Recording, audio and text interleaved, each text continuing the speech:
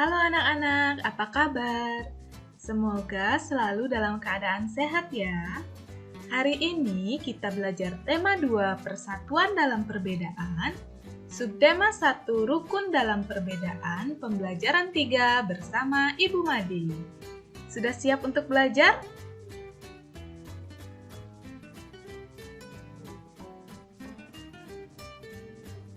Adapun tujuan pembelajaran kita hari ini yaitu yang pertama, setelah membaca informasi tentang tumbuhan dan habitatnya, siswa mampu mengidentifikasi cara tumbuhan beradaptasi dengan tepat. Tujuan kedua, setelah melakukan pengamatan, siswa mampu menjelaskan cara tumbuhan beradaptasi dan melindungi diri di lingkungannya dengan benar. Tujuan yang ketiga, setelah membaca teks tentang tokoh proklamasi kemerdekaan, siswa mampu menyebutkan informasi penting menggunakan aspek apa, di mana, kapan, siapa, mengapa, dan bagaimana pada peta pikiran dengan tepat.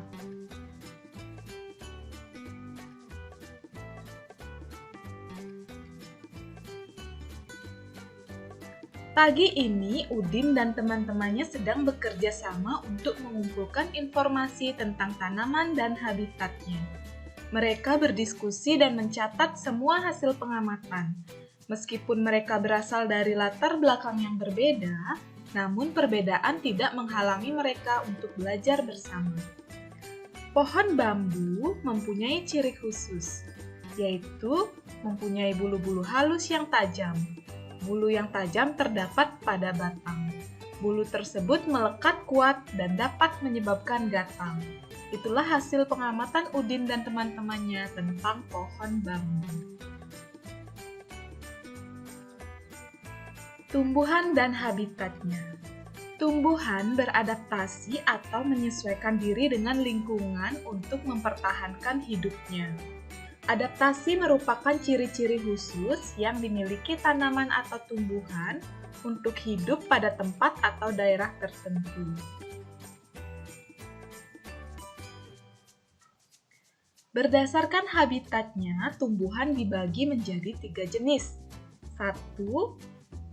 Hidrofit, yaitu tumbuhan yang sebagian tubuhnya ada di permukaan air, akarnya berada di air. Memiliki rongga udara dalam batang atau tangkai daun. Daunnya muncul ke permukaan air. Contohnya itu seperti kangkung ya. Higrofit, tumbuhan yang hidup di daerah lembab. Tubuhnya terdiri atas bagian-bagian akar, batang, dan daun. Batangnya pada umumnya tidak tampak karena terdapat di dalam tanah. Daunnya yang muda umumnya melingkar atau menggulung. Contohnya itu seperti pakis. Xerofit, tumbuhan yang hidup di daerah kering. Tumbuhan ini memiliki daun tebal, sempit, kadang-kadang berubah bentuk menjadi bentuk duri, sisik, atau bahkan tidak mempunyai daun. Batangnya tebal dan mempunyai jaringan untuk menyimpan air. Akarnya panjang.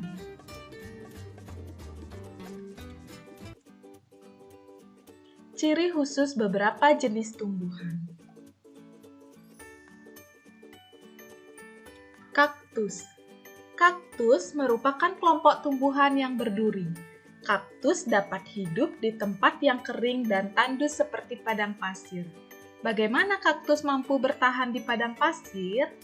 Kaktus memiliki batang sekulen. Batang kaktus mampu menyimpan cadangan air. Ketika hujan turun, kaktus menyerap air sebanyak mungkin. Akar kaktus yang panjang dan tersebar daun yang berduri di tanah berfungsi sebagai penyerap air dan zat hara. Kaktus menyimpan air di dalam batangnya. Batang air terlihat mengembung. Ketika musim kemarau tiba, batang kaktus mulai mengerut karena cadangan air terpakai. Kandungan air dalam batang kaktus dapat digunakan selama 2 tahun musim kering. Tumbuhan kaktus tampaknya tidak berdaun, tetapi sebenarnya kaktus memiliki daun yang mengalami perubahan bentuk atau modifikasi menjadi duri. Bentuk daun yang demikian berguna untuk mengurangi penguapan.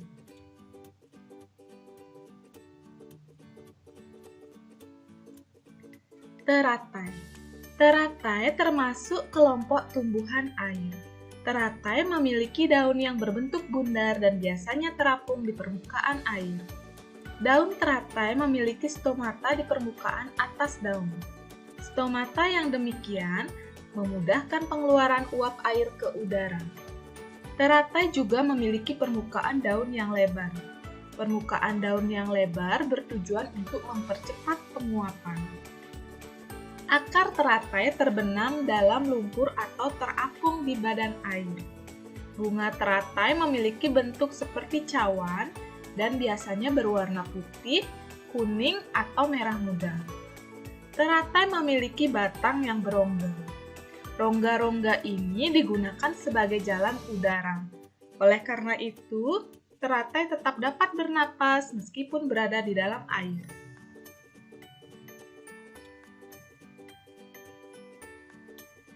Kantung semar.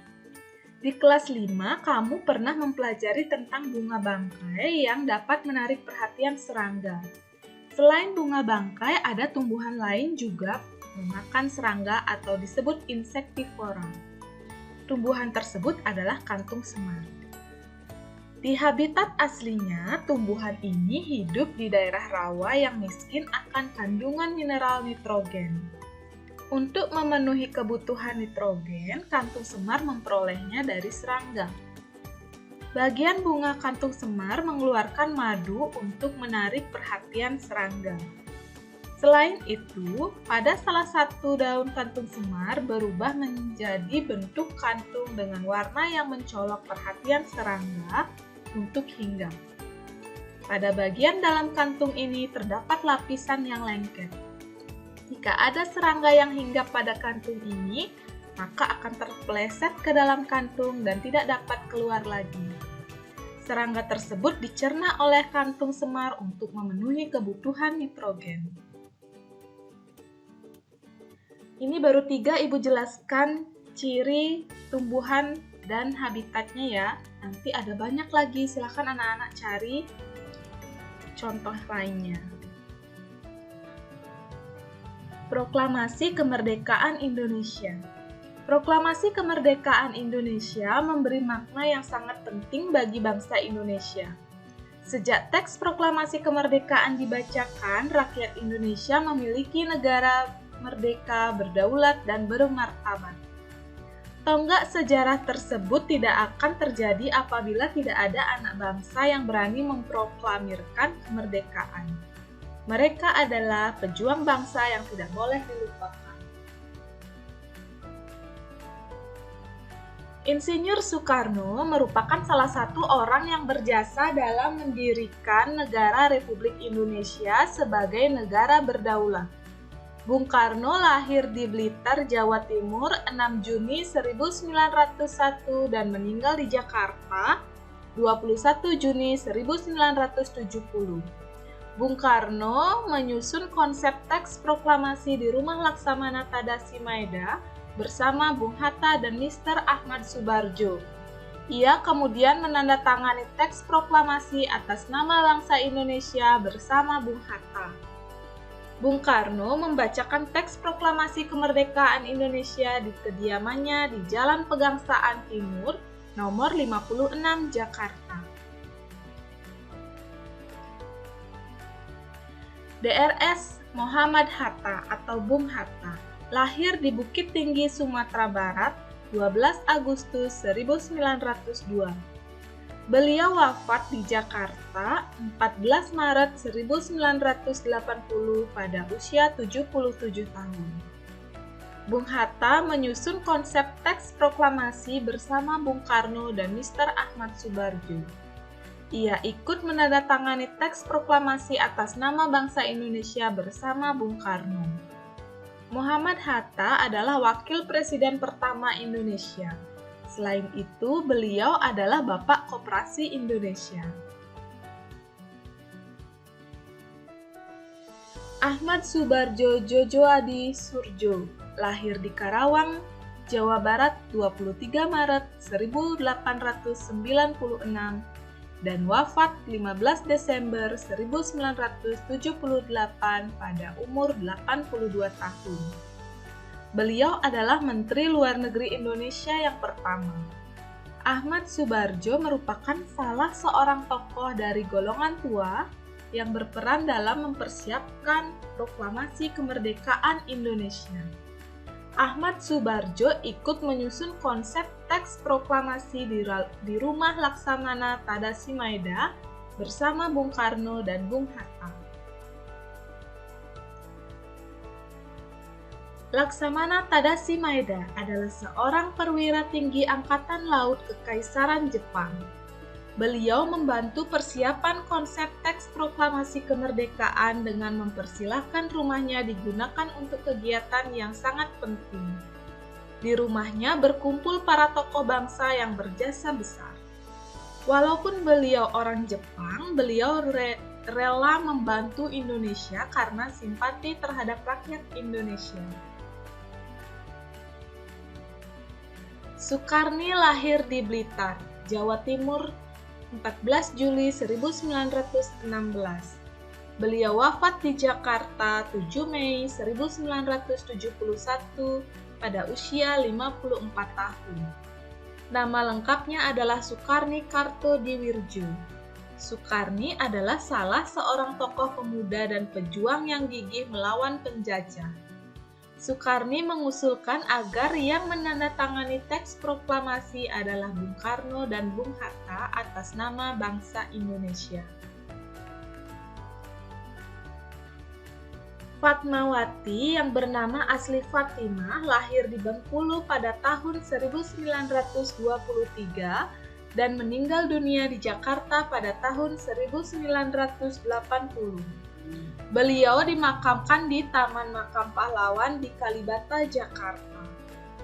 Fatmawati menjahit bendera pusaka Sang Saka Merah Putih yang dikibarkan pada upacara proklamasi kemerdekaan Indonesia di Jalan Pegangsaan Timur nomor 56 Jakarta.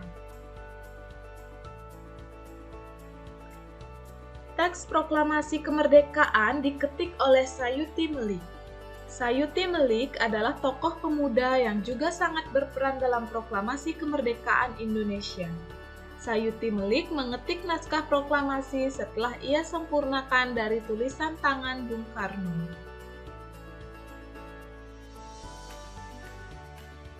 Nah, ini tugas anak-anak.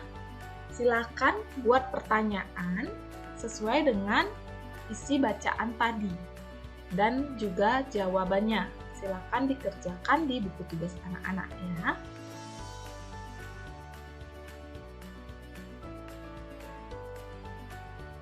Sekian pembelajaran kita hari ini. Terima kasih anak-anak. Sampai jumpa di video pembelajaran selanjutnya.